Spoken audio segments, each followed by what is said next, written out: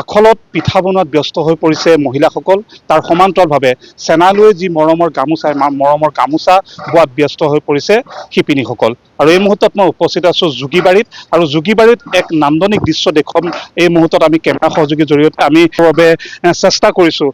যদি তাঁতশালত ব্যস্ত হৈ থাকে, কোনো আখলত ব্যস্ত হৈ থাকে পিঠা পনা বনোৱাত, আৰু বিহু বুলি ক'লে আমাৰ সকলোৰে মনলৈ আহে পিঠা পনাৰ কথা, আৰু বিভিন্ন প্ৰকাৰৰ পিঠা বনোৱাত এই মুহূৰ্তত ব্যস্ত হৈ আছে, কোনোৱে ঢেঁকী দিয়াত ব্যস্ত হৈছে।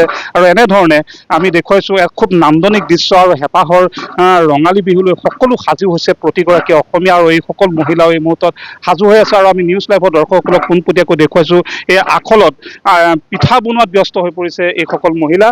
কোনোৱে যদি তেল দিয়া পিঠা বনাইছে, কোনোৱে বগা পিঠা বনাইছে, কোনোৱে লাড়ু বনাইছে, আৰু এনেধৰণে সকলো ব্যস্ততাৰ মাজত এনেধৰণে সময় অতিবাহিত কৰিছে। আৰু এই মুহূৰ্তত আমি নিউজ লাইভৰ দৰ্শকসকলক পোনপটীয়াকৈ দেখুৱাইছোঁ, আৰু তাৰ সমান্তৰালভাৱে আমি কথা পাতিবলৈ চেষ্টা কৰিম। মই এগৰাকী বাইদেউৰ ওচৰলৈ আহিছোঁ।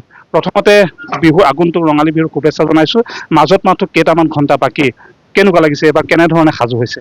ভালেই লাগিছে, এইবাৰ আমি ভালদৰে সাজু হৈছোঁ, কিন্তু বহুত মানে এক্সাইটেড হৈ আছোঁ দেই বিহুৰ কাৰণে। আৰু এই মুহূৰ্তত আপোনালোকে সকলো মহিলা একত্ৰিত হৈ, কোনোৱে যদি পিঠাগুড়ি খুন্দিছে, কোনোৱে পিঠা বনাইছে, কি এইবাৰ পিঠা বনাইছে? এইবাৰ তেল দিয়া, তিল দিয়া, আৰু বনাম আৰু লাহে লাহে আৰম্ভ কৰিছোঁ। এই আজি মানে আহি পিনি লাড়ু, তিলৰ লাড়ু, নাৰিকলৰ লাড়ু মানে বনাম আৰু প্ৰায়। আপোনালোকৰ ইয়াত কেইবাগৰাকী মহিলাই গামোচা বৈছে, কোনোৱে কি কাপোৰ আপোনালোকে? এতিয়া বৰ্তমান বিহুৰ কাৰণে গামোচা বৈ থকা হৈছে আৰু ৰিহা। এনেই আমি ধৰি লওক মানে আন টাইমত এনেই নিজে মানুহবিলাকে, গাঁৱলীয়া মানুহবিলাকে যি পিন্ধে মেখেলা চাদৰ মানে প্ৰায়বিলাকে বওঁ।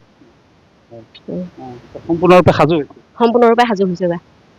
নিশ্চিতভাৱে ক'ব লাগিব যে এই মুহূৰ্তত সম্পূৰ্ণৰূপে সাজু হৈছে, আৰু সকলো ব্যস্ততা অন্ত নাইকিয়া হৈছে। কোনোৱে যদি আখলত পিঠা বাজিছে, কোনোৱে চেনাই লৈ গামোচা বৈছে, ৰিহা বৈছে, আৰু এনেধৰণে এক আনন্দমুখৰ পৰিৱেশে বিৰাজ কৰিছে। আৰু মই এগৰাকী বাইদেউ ওচৰলৈ আহিছোঁ। বাইদেউ, দেখিছোঁ যে আপুনি পিঠা বনাই আছে। আপোনালোকে কেতিয়াৰ পৰা এই পিঠা বনোৱা ব্যস্ত হৈছে? আমি বিহুলৈ প্ৰায় মানে 10-12 দিনমান থকাৰ আগতে আমি সাজু হওঁ, কিন্তু এইবাৰ আমাৰ ইলেকশ্যনৰ কাৰণে অকণমান দেৰি হৈছে, কিন্তু তথাপিও আমি আৰু এয়া সাজু হৈছোঁ আৰু ওলাইছোঁ আৰু বিহুলৈ। এয়া আমি এতিয়া তেল পিঠা বনাই আছোঁ, তাৰপৰা আকৌ সেইপিনে বগা পিঠা বনাই আছে, পিঠা খুন্দি আছে, আৰু আমি লাড়ু বনাম, লস্কৰা বনাম, তিলৰ লাড়ু বনাম, তেনেকৈ মানে যিখিনি পাৰোঁ আৰু বনাম আৰু। সকলোৱে আপোনালোকে একেলগে ইয়াতে? অঁ হয়, সকলোৱে আমি প্ৰায় 15-20 গৰাকী মানুহ আছোঁ। আহি সকলোৱে ইয়াতে ঢেঁকীও আছে, ইয়াতে মানে লাগি ভাগি আমি গোটেইখিনিয়ে কৰোঁ আৰু। কেনেকুৱা লাগে মহিলাসকল একেলগে কৰে? ভাল লাগে। আমাৰ ধৰক মানে এনেকুৱা যিখিনি মহিলা ঘৰৰ পৰা ওলাই আহিব নোৱাৰে, তেওঁলোক এতিয়া ওলাই আহি এনেকৈ আমি একেলগে এটা মানে বিহুৰ আয়োজন কৰিছোঁ, সেইটো কাৰণে আমাৰ বহুত ভাল লাগে। এতিয়া আমি মানে ৰাইজলৈও খুন্দিব পাৰিছোঁ, নিজলৈও হৈছে, ৰাইজলৈও হৈছে, সেইটো কাৰণে ভাল লাগিছে আৰু। কি খুৱাব এইবাৰ আলহী আহিলে? আলহী আহিলে এইবাৰ আমি পিঠাটো থাকিবই, তাৰ উপৰি আমাৰ জা জলপান থাকিব। এয়া সাজু হৈছোঁ। আপোনালোকে বিহু গাব লাগিব, সাজু হওক। মই আন এগৰাকী বাইদেউ আছে, বাইদেউৰ লগত কথা পাতিবলৈ চেষ্টা কৰিম। বাইদেউ, দেখিছোঁ যে পিঠা আনিছে আপোনালোকে সকলোৱে আনন্দ ফূৰ্তি কৰি পেলাই, কেনেকুৱা লাগিছে? ভাল লাগিছে বনাই কৰি। কি বনাইছে? তেল পিঠা বনাইছোঁ আৰু ইয়াত কল পিঠা বনাইছোঁ। সকলোৱে একেলগে কেনেকুৱা লাগে? ভাল লাগে কৰি। কিমান বছৰৰ পৰা আপোনালোকে কৰি আছে? 16 চনৰ পৰা কৰি আছোঁ। আপোনালোকে বিক্ৰীও কৰে? বিক্ৰীও কৰোঁ। কেনেকুৱা এইবাৰ বিক্ৰী?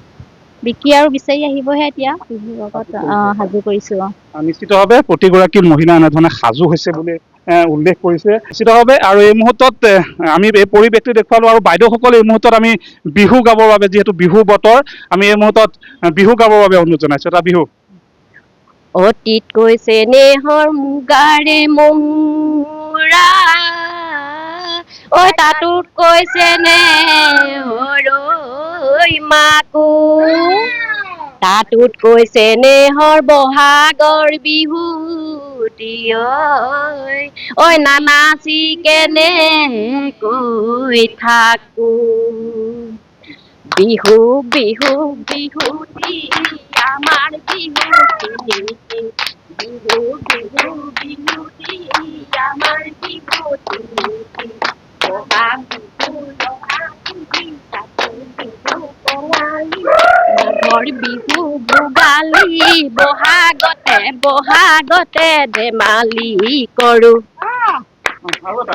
মাছে মাৰিবলৈয়ে পদুম নিদিওঁ তোমাক যাবলৈয়ে, এ পদুম নিদিওঁ তোমাক যাবলৈ এ পদুম বোকা পানী লাগিব গাত ঘৰতে থাকিবা এ পদুম ওলাই সোমাই ফুৰিবা এ পদুম ওলাই সোমাই ফুৰিবা এ পদুম সময় নোচাই লগাবা মাত। নিশ্চিতভাৱে ক'ব লাগিব যে এনেধৰণে হেঁপাহৰ ৰঙালী আদৰাৰ ব্যাপক প্ৰস্তুতি চলিছে আৰু এনেধৰণে গাঁৱৰ সকলো মহিলা একত্ৰিত হৈ বিভিন্ন পিঠা পনা বনোৱাৰ লগতে বিহু নাচি আনন্দত মতলীয়া হোৱা পৰিলক্ষিত হৈছে।